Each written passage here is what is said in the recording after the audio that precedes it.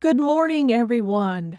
Dottie here from Premium Websites and Ask Dottie, and my cohort in crime, Laura, is feeling a little under the weather today, so you've got just me. So today we get to learn something more in my lane, getting traffic to your website. I created a great nifty little graphic that I'm going to share with you.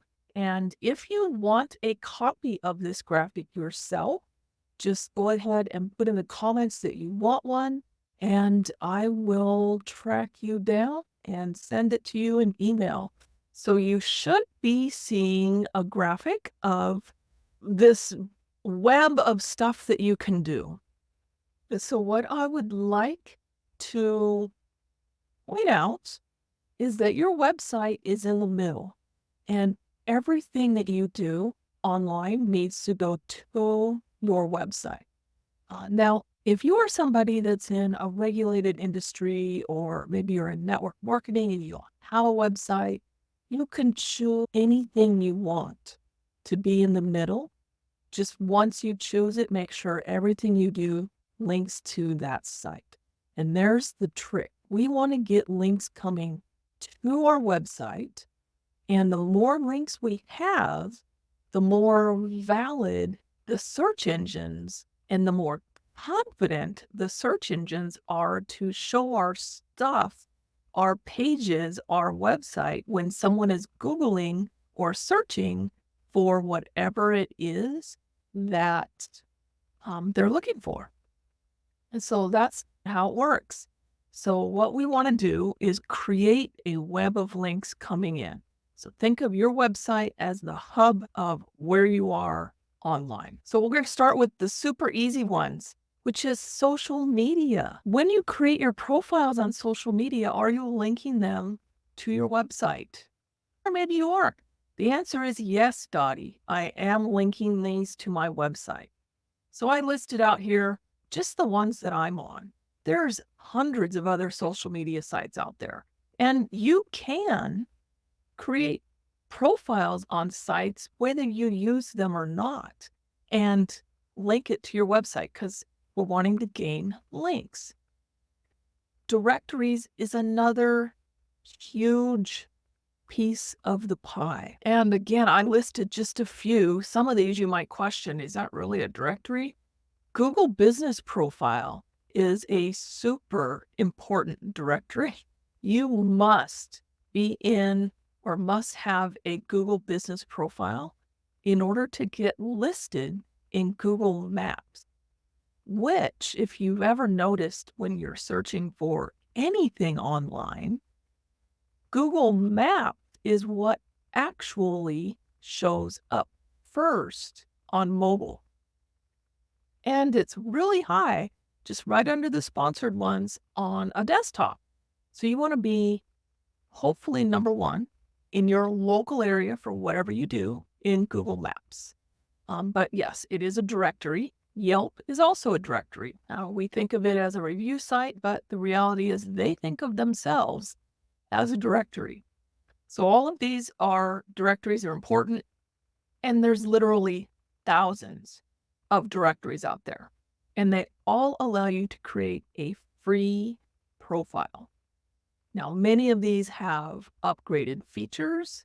Won't get into Yelp, but many of them have upgraded features that should be free, but they all do offer the ability to link to your website and to put the basic information in for free. Now, I do want to point out the one on the bottom here, UpCity. This happens to be one of my favorite directories. And the reason for that is because what UpCity specializes in is taking a service provider, which is what I am, and matching it to people looking for that service. So you could think of it as a service provider's dating site. So they pair up people looking for what you offer to you. Isn't that super cool? And there's so much more that they offer, but they do have a free profile. So if you're not on UpCity and you're a service provider, put that on your short list of things to do. The info section And if you have a better word to call this, put it in the chat and I'll read it. But I couldn't think of anything better. This is really just places that you control that has information about you or about your business.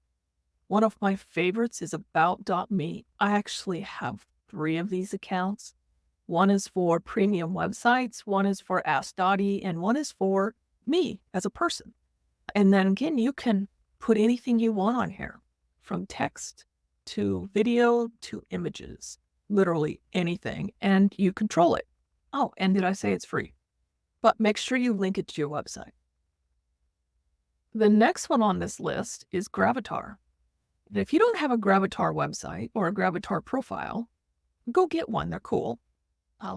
Originally, what this site was for is it allowed you to put in your email address and your profile image.